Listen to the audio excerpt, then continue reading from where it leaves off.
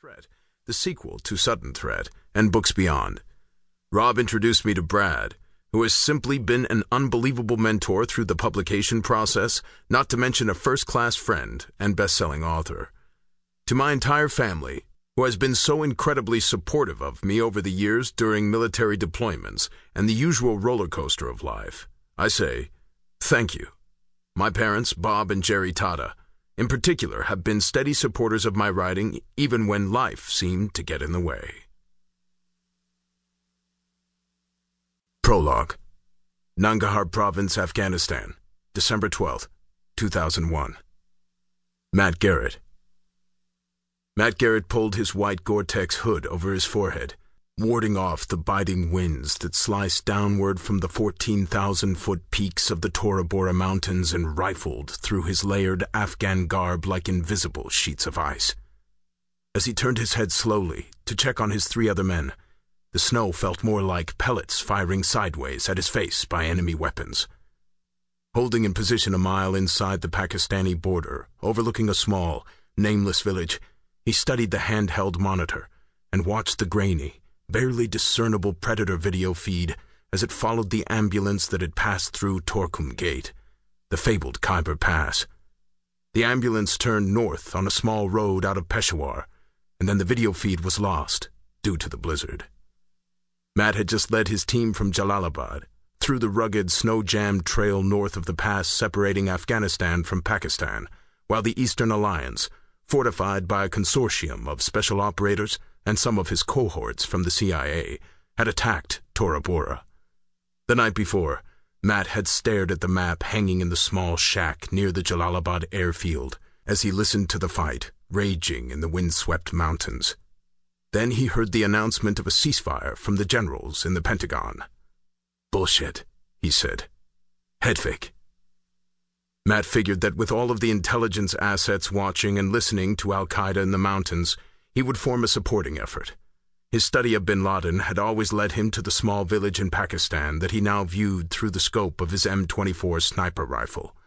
Before leading his team into enemy terrain, Matt had pointed at the map with his team and said, "If he doesn't go the back way out of Tora Bora into Parishnar, he's going there." His finger had smacked the map north and west of Peshawar. "We've got enough dudes up in the mountains. This is where we're going." Then, as they were about to move, an Eastern Alliance checkpoint reported the pearl of intelligence to General Ali. An ambulance had appeared from nowhere in the snowstorm and was passing through Torkum Gate, heading east.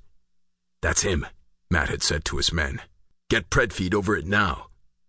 The Predator was unarmed and could only monitor. Headquarters had not believed in Matt's hunch, which made Tora Bora the focus and therefore had received the balance of the armed assets. Matt, his three teammates Bones, McKinney, and McCreaney, and two mules had walked all night from a drop-off point near the border. They shivered and struggled to keep their bottled water and camelback hydration systems from freezing. After a quick recon, Matt had selected this rocky crevice with superb fields of fire into the village. They were perched high above the village, nearly 500 meters away. Matt plugged a cable from his sniper scope into a USB port in his small handheld satellite communications device. He was transmitting his sight picture back to Langley, but he also knew that the National Command Authority in the White House Situation Room and the National Military Command Center in the Pentagon routinely tapped into the CIA video, all in the name of post-9/11 intelligence sharing. Matt could not give a rat's ass about who was watching the video. They want proof? They can watch the bullet pass through his brain. The driving snow provided ample cover, especially with their white ghillie suits that lay atop them. Two of his men were faced outward, securing their position from any passerby. Tony McCreaney, known as X-Ray, lay next to him, peering through a larger scope, confirming what Matt was seeing while providing redundant digital confirmation of the kill. "Pred lost them, but they're heading this way," Matt said confidently. "Roger," McCreaney said, then spit some tobacco into the bone-white snow. The brown juice disappeared almost instantly beneath a fresh layer. Bones and McKinney tapped Matt every 15 minutes. One tap meant all okay. 2 taps meant there was a problem. Better with minimal talking. Matt's heart quickened. Though he was experienced, knowing he may have the shot on Al-Qaeda.